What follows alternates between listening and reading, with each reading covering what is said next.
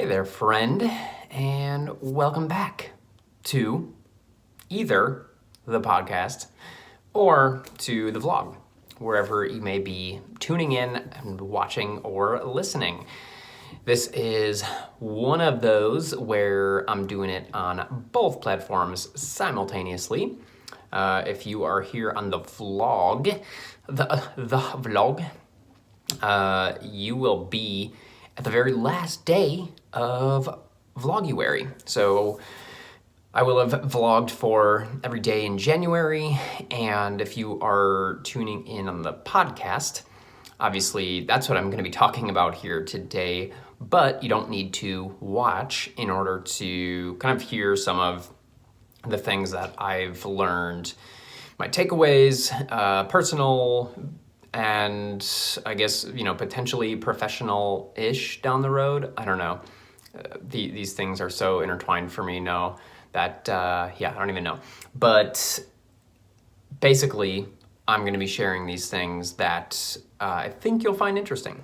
I'm doing this for myself just to kind of create some space for me to have this reflection time, but I think it will be something that's interesting to you if you are somebody who wants to create something and put something out there in the world. Doesn't necessarily have to be a business, doesn't necessarily have to be a kind of like stereotypical creative project, but if you want to create, and most of you here probably do in some form or fashion, even if you don't know what that is, I think this will be a beneficial thing for both of us.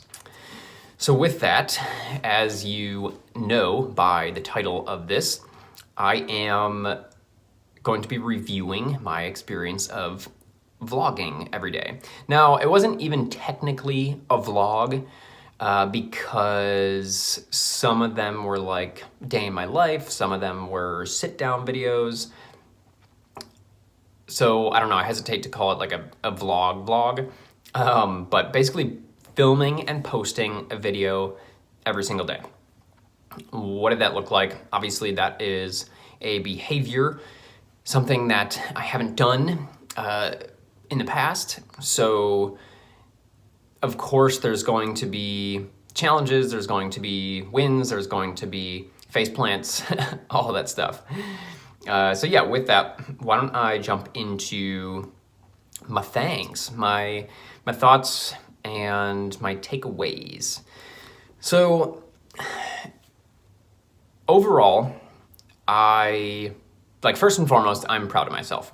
Proud of myself for committing to this, proud of myself for doing this. Now, when I say that, I don't think I'm special. And I think this is really important when we're talking about pride, because I think that we have this tendency to think that we have to do something above and beyond or different or special in order to feel proud of ourselves. I feel like that's kind of been the implicit, if not explicit, messaging in society. And so because this is something that I've always done with clients, we always take time to celebrate. And especially if you are a big thinker and deep feeler, you are kind of prone to not doing this. Like nothing's ever enough. You've kind of set this standard for yourself where if you meet that, great, like that's the bare minimum. And so why the hell would you celebrate the bare minimum, right? But what this leads to is you never feeling good enough about what you're doing. And I know you know what I'm talking about. And so you end up on this treadmill chasing this carrot of, am I good enough? And the reason that you are on that treadmill is because you're not taking these moments to be proud of yourself, taking these moments to celebrate. I'm not throwing myself a fucking party necessarily, but I am taking a moment to say, man, you know what? I'm really proud of myself for showing up every single day for 31 days. I didn't know that I could do it. I was a little bit nervous and fearful at the beginning that I couldn't, but I did. And I'm here, and is this the craziest thing anybody's ever done? No, I mean, there's shit that people have posted videos on YouTube for, somebody like, probably like Casey Neistat or somebody like, like that has posted probably hundreds of days in a row.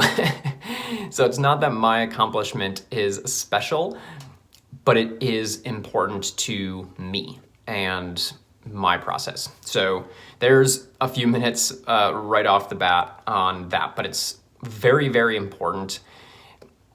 And I want to normalize being proud of yourself and celebrating yourself and not being afraid to say that out loud. That's why I do that.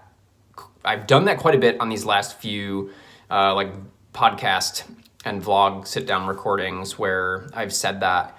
And I think a lot of people would take that the wrong way, but it's so, so important to be genuinely proud of yourself, to not need anybody else to tell you that you're doing a good job. You need to know that you're doing a good job. You need to be able to feel into that, and you need to be able to give that gift to yourself. Whew. I didn't know I was going to go on this rant, but it feels fucking good, so I'm here for it. Okay, so high level, feel really good about it. Happy about what I accomplished, and yeah, so there was kind of the high level of I showed up and I did the thing. If you watched early on, or I probably mentioned it here and there throughout, my commitment was to post a video every day. There was no other metric. There was no quality metric. There was no time limit metric, none of that. And probably one of my biggest takeaways is this is the best thing that I could have done for myself. So what is that from a more general sense? I made a commitment to do something, but it was a process commitment. I'm going to post a video every day. It was not a quality commitment. This is going to be a better video than yesterday. This is going to be more creative each and every day. Every day I have to have a video that is at least 10 minutes long. Like none of that. So there was no quality control on this. There were no quality or outcome goals. It was a process-related goal. I will post a video every day. So that was the best thing I could have done for myself, because I do think that had I set any other metric there, that the process would have started to feel heavy at some point. At some point along the way, I probably would have started to get a little bit resentful of that, of whatever that metric was. But then because I was upset about, I didn't want to film for 10 minutes today, but I said that I had to, now I start to resent the process overall. And that is the worst thing possible. So again, I'm going to talk about this coming up, but beware perfectionists. If you can't stick to a process, note your perfectionism. Because what happens is this deep emotional pattern and cycle of feeling let down and therefore resenting something or not feeling like you're good enough to keep showing up or whatever. So we're not getting into that today, but I wanted to mention that at a high level. So having a process-oriented goal and not holding myself to anything else than that was the best thing that I could do for myself. This also is something that, while good for all humans, is very impactful for big thinkers and deep feelers, because there are so many things baked into being this kind of human, like perfectionism and a number of other things. More often than not, if you make it any more than a process-related goal, you're gonna end up having some struggles. Okay, so those are two kind of big things right off the bat. Celebrate yourself, and then the framework in which I did this and kind of committed to something. Good. Now kind of like we're going down a tier into things that are not quite so high level, but just getting into the process of doing this every day, one of the things that I noticed was that it actually felt kind of good to just know that I was doing this every day. I knew that I was going to have a solid hour or two of my life every day devoted to this. And fortunately, I was in a season where I could do this. But there are times when, to me, that would feel really heavy and be like, oh my God, well, that's I don't know if I can commit to this. I don't know if I can do that. And it feels like a lot, right? But on the contrary, it actually freed my energy up, not having to think about if I was actually going to show up. Okay, I'm gonna post 2 videos a week. Oh, I'm gonna post 3 videos a week. Monday rolls around. Oh, I don't know, I kind of feel like doing this today. I don't know. Tuesday rolls around. Okay, yeah, I'm definitely gonna do this. Wednesday, I don't know, I'm kind of tired after yesterday's video. You get to the end of the week and maybe you do or maybe you don't post 3 videos. But what happens throughout that process is I just leaked a ton of energy trying to decide whether or not I felt like showing up. That's a huge, huge deal. This is a massive paradox here for big thinkers and deep feelers. I've seen this in myself throughout my entire life, but I've definitely seen this with others as well. And there's this paradox of craving freedom. We want freedom. That's what we want to build our lives around, is how do I create more freedom, more free time, more ability to do what I want. But ironically, what ends up happening is we often don't always do the best when we have all that freedom. I was running my group coaching program, Meant for More, almost a year ago now. It was last spring of 2021. And we ended up having pretty much a full call where we talked about how people, and I didn't even bring this up specifically, it was kind of baked into what we were talking about that day, but the discussion ended up being, oh, I used to be so productive when I was in school. Oh, I used to be so productive when I didn't have any free time. Oh, I used to feel really good about myself when I was doing that because I was doing the right things. I was taking steps towards what I needed to. And I feel shit about myself now that I'm not doing things, now that I'm procrastinating, now that I can't go in on an idea and actually commit to it. I find I'm in these patterns of self-loathing because I can't actually make progress on anything. But I have freedom now. So this is something that, like I said, I've very much experienced throughout my own life. I've always wanted freedom. I've always moved towards free time. I didn't want to do extracurriculars in school because I wanted free time on weekends or evenings or whatever it was. And I did sports and stuff, but I was always kind of using this. And so within this framework, I've noticed the same thing, whereas I actually, because I didn't think about that, I just committed to this thing without thinking about that. I actually enjoyed knowing what I had to do every day and not leaking energy on, do I feel like showing up? Do I not feel like showing up? Because that ends up being more draining than having to do the thing. And by the way, if you are resonating with these things, please let me know. I would love to do more elaborate videos on any one of these things going forward. I'll be talking about that coming up here, plans for going forward for both the pod and the vlog. But please let me know. So if you're watching the vlog, drop comments below. If you're on the pod, feel free to head over to Instagram at benjamin.m.fritz and comment there, or come on over to the vlog on YouTube. Just search Benjamin Fritz and drop a comment in there. But that is another major piece. So we've covered a few major pieces now. Getting into more of the creative process. Less of the logistics. By the way, for those of you watching video, I'm kind of looking over because I've got typed a bunch of stuff beforehand here. This is my personal reflection time. Instead of just reflecting on the fly, I wanted to get a few things down. It was fun. It was really fun to document my life.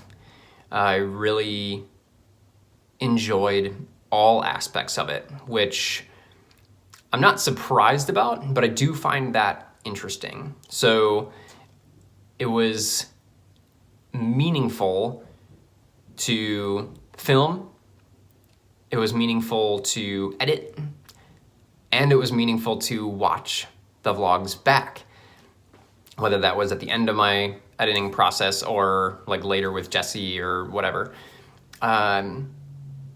So that was interesting to me, that I liked every aspect of it. And another piece of that is that it's very interesting to view your own life from a third-party perspective.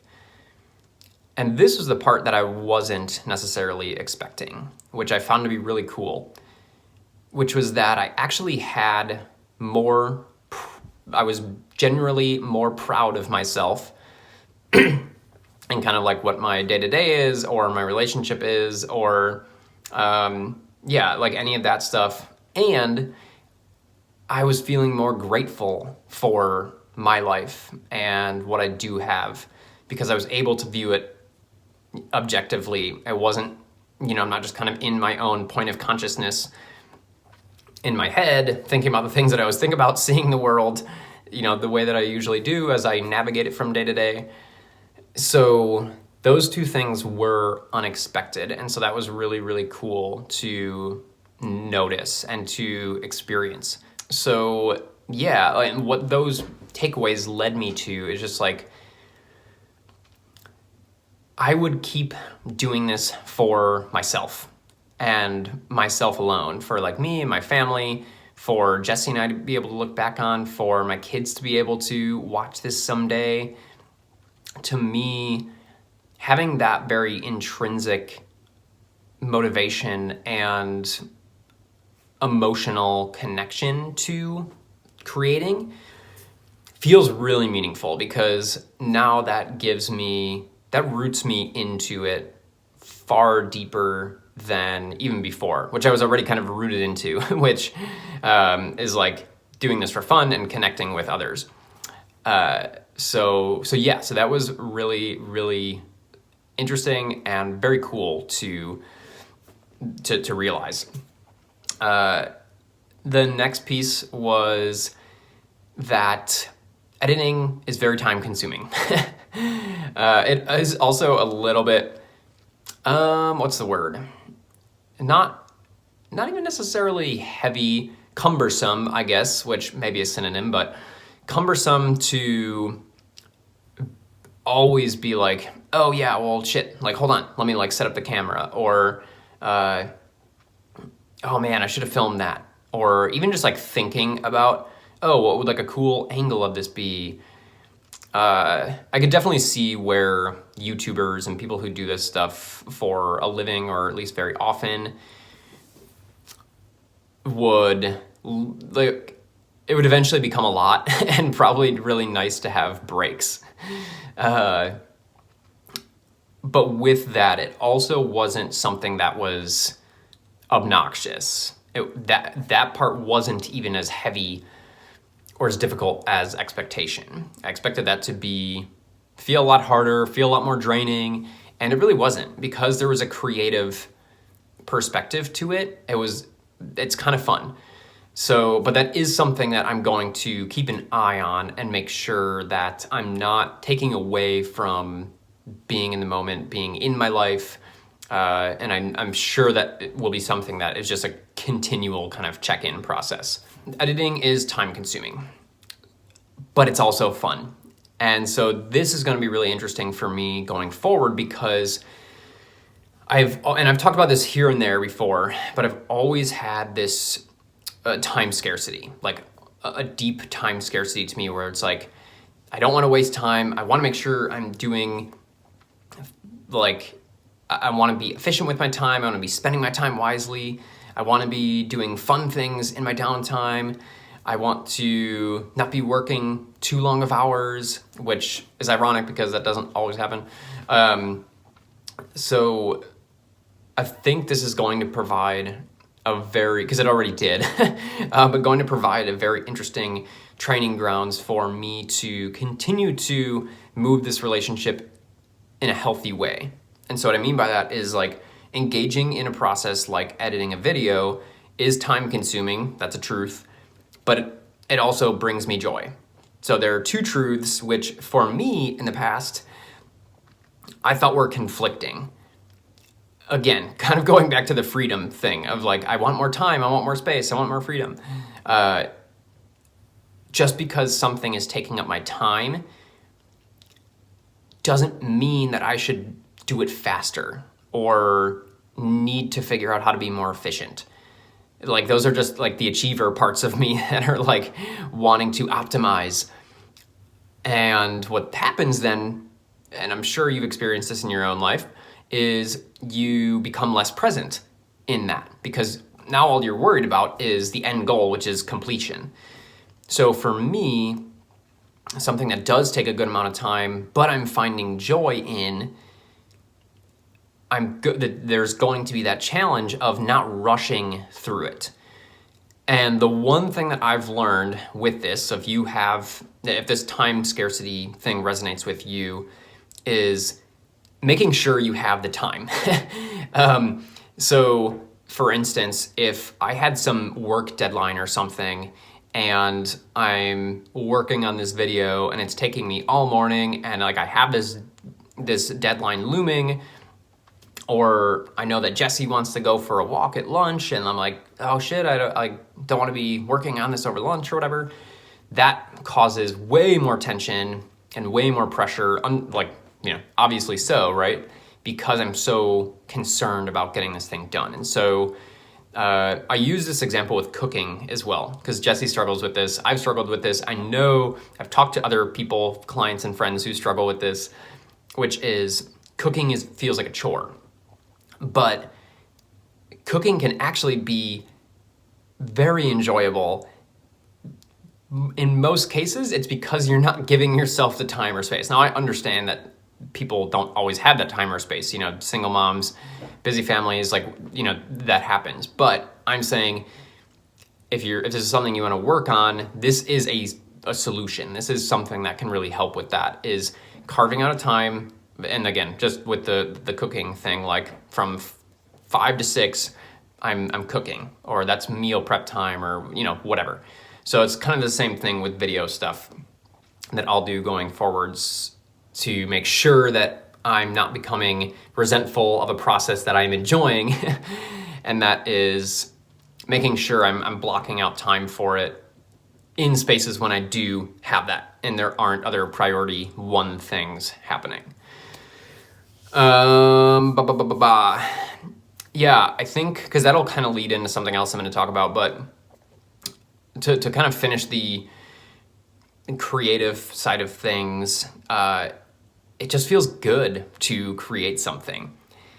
It feels great to create something out of nothing and put that out there in the world. Now, I believe that you can have this sense of satisfaction, because that is exactly what it is a sense of satisfaction. You can have that without serving it up to other people. You can paint and keep that around your house. I mean, you can paint and throw it out if you want, but to create something from nothing is a really beautiful process. And from my experience, at least, from my personal experience and what I've observed in other big thinkers and deep feelers, this is very, very fundamental to our being. I don't have research or things to back that up. This is simply from observation, but it is very, very apparent. So if you resonate with this, a lot of the things that I talk about, or being a big thinker and deep feeler, or know that you're an empath or a highly sensitive person, ask yourself, or consider asking yourself, what would I like to create? What wants to come out of me? What can I create from nothing that feels really good? Or maybe you don't even know it feels good yet. Feels kind of scary, but you have some curiosity around it. So to that point, I've been kind of curious about creating videos for at least a year now. And I just had so many mental blocks of editing is going to be hard. It's going to be very time consuming, kind of like all these things that I've talked about and been like, yes, they are all those things. But it also brings me a lot of joy. So those things really don't matter. Just lean into curiosity. If you don't know what your creative thing is yet, if you don't know what you want to put out into the world, lean into that. But I can say with a pretty high level of confidence that if you are indeed a big thinker and deep feeler, there is something that you could be creating. And again, it doesn't have to be sharing with the world, not yet at least. It doesn't have to be anything big. It doesn't have to be, kind of as I said earlier, a typical creative endeavor. It can be painting, it can be drawing, it can be taking pictures in your backyard or when you go for walks. You don't have to have a phone, or you don't have to have a camera. You do it on your phone. Like, I think we get so down the process of like, oh, I'm not creative, or oh, I don't have anything to create, that we don't even just sit with things that are kind of interesting to us or that we're kind of curious about. If you've been wondering what it would be like to learn photography a little bit more, buy a camera, take a class. Like, you don't have to jump 5 steps ahead. Just follow your energy, follow where you're being pulled, follow your curiosity. Yeah. I really strongly believe, and this is a big, big part of why I'm shifting in my life right now, getting back to just creating and being in a normal job, is so that I can focus on creating for the sake of creating, and understanding that out of that, I believe the most beautiful thing that I have to offer to the world will come from that. And so I wanted to really offer that to you and strongly encourage you to sit with what that could be for you, essentially. What that could be. You don't have to come up with an answer, but sit with that, because again, as a big thinker and deep feeler, I believe that we all have something that wants to come out of us. It's built into who we are. So food for thought there. I may even include a little bit more below here if you're watching the vlog, and I'll even include it in the description on the podcast as well. So make sure to check below for extra tidbits there. Okay, going forward, we'll kind of wrap up the recording with that. A couple things I noted here, and these all kind of relate to my takeaways. Okay, let me start this way. I really enjoyed the process. I said that already, but I really enjoyed this. So I want to continue this in some fashion going forward. Now, do I think that daily videos are sustainable for me, especially as I move into a full-time job for the first time in 8 years, working for somebody else, in 2 weeks? Like, do we think that's sustainable? No. Like, it's not. That said, I liked the everyday thing. I liked knowing that I had to show up for it, as I said. So I'm getting kind of curious about how I can do that. If you have suggestions, I would love to hear. This is where I really want your guys' feedback. Let me know. Is there a way that feels good to you to digest something from me on a day-to-day basis? My current thoughts are I will post a daily video on TikTok. I will post daily on Instagram, whether that's a reel or a post. But I like video and I like the daily thing. I don't know, I feel like I kind of want to do the daily TikTok thing. And that way it would cap me to, like just a couple minutes, which is hard for me because, as you know, if you hang around, I'm long-winded. But I think that would be really great. And the idea there is that I'm still sharing my process. I'm still sharing where I'm at every day. I'm being open, I'm being vulnerable. Hopefully it's helping you to not feel so alone in your process. Hopefully there are things that I share that are takeaways for you that you're, oh, maybe I could try that. Oh, that's interesting. I didn't think about that. Maybe then you have feedback for me. Like, it feels so mutually beneficial that I really want to figure that out somehow. So yes, please let me know if you have thoughts, comments on how you could see me doing that and or how that would feel beneficial to you. With that though, I don't want the process to be something that I end up, as I had said earlier, like resent, or that feels like it's now a pain. And now a lot of that is a mindset thing. And so I'm very aware of that, but that's just something I'm acknowledging going into it. I don't want it to become something that feels very heavy, becomes heavy. And then I also don't want to rush the process, like I was saying, because I do enjoy it. I think one of the worst things that I could do, and this is also why I talk about, don't worry about oh my gosh, I can't talk, I'm trying to speak too quickly. Don't worry about monetizing your passion right away, is because as soon as you're doing this, you're tainting the art. You're tainting your creative connection to this thing. So I don't want to rush the process. I want to create regularly, but I also want to be very careful that I'm not rushing. So yeah, I don't necessarily have an answer to that yet.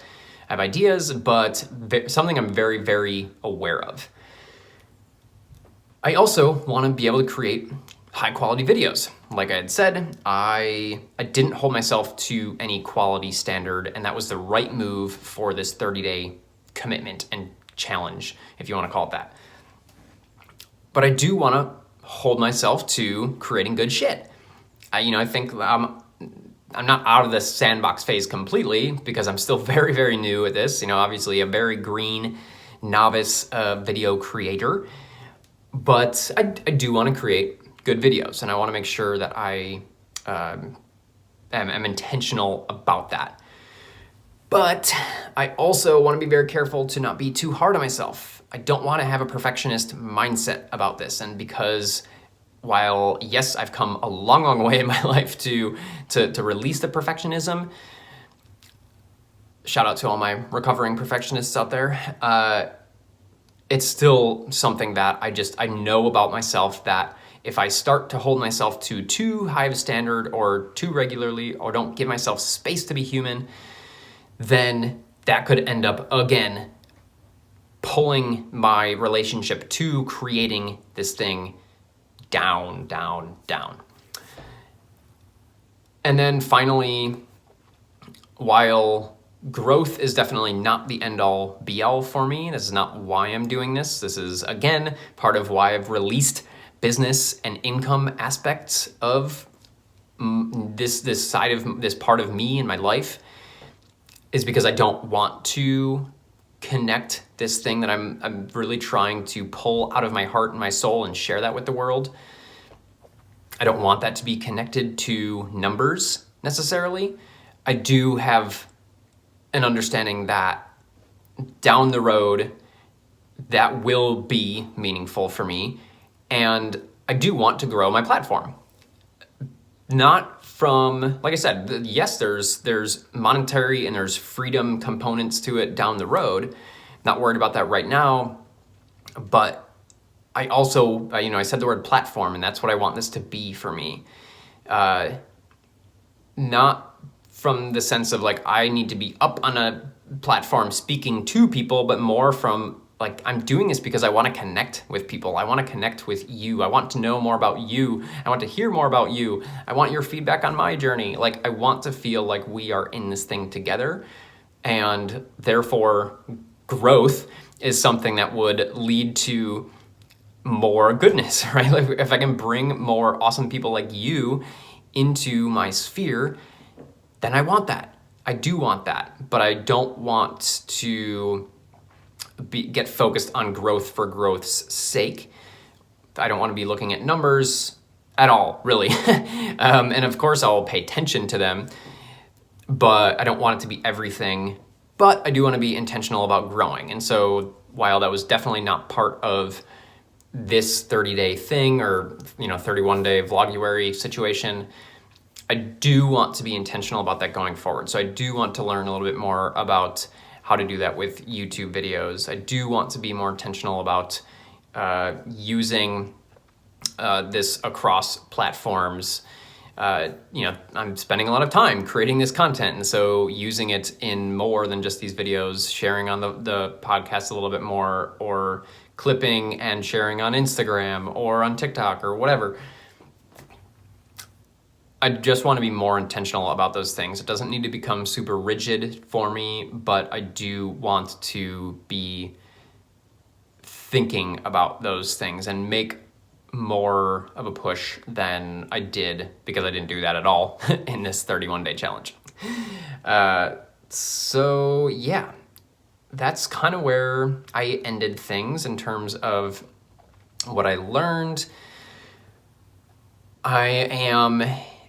I'm just excited. I'm excited and I'm curious to see where this journey takes me. I know that I've hit on something here because of what it feels like for me, and because of the relationships that I'm starting to develop. People that have watched the vlogs, just know that I see and appreciate every one of you that has commented on these. It hasn't been a lot, not pretending that. But the beautiful thing is, because I haven't been overwhelmed with that, I do truly appreciate each and every one of your comments.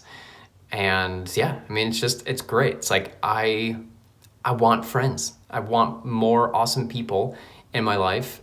And I really believe that this is going to make that happen. I really think that this is just going to pull other people in.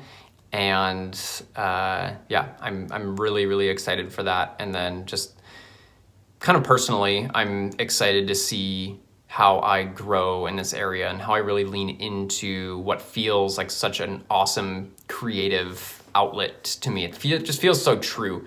I feel so alive and authentic doing this, and I just haven't felt this way on social media, posting on Instagram over the past handful of years when I've been in those spaces. So yeah, so I'm just super excited about that. And like I said, very grateful to you that you are here, because this is a very special time for me in my life, and you are part of the reason that it is so.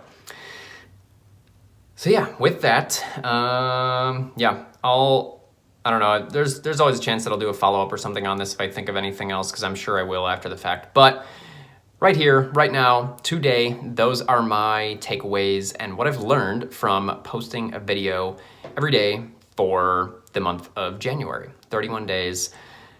Feel really good about it. Excited that I stuck to it. Excited that I committed to it.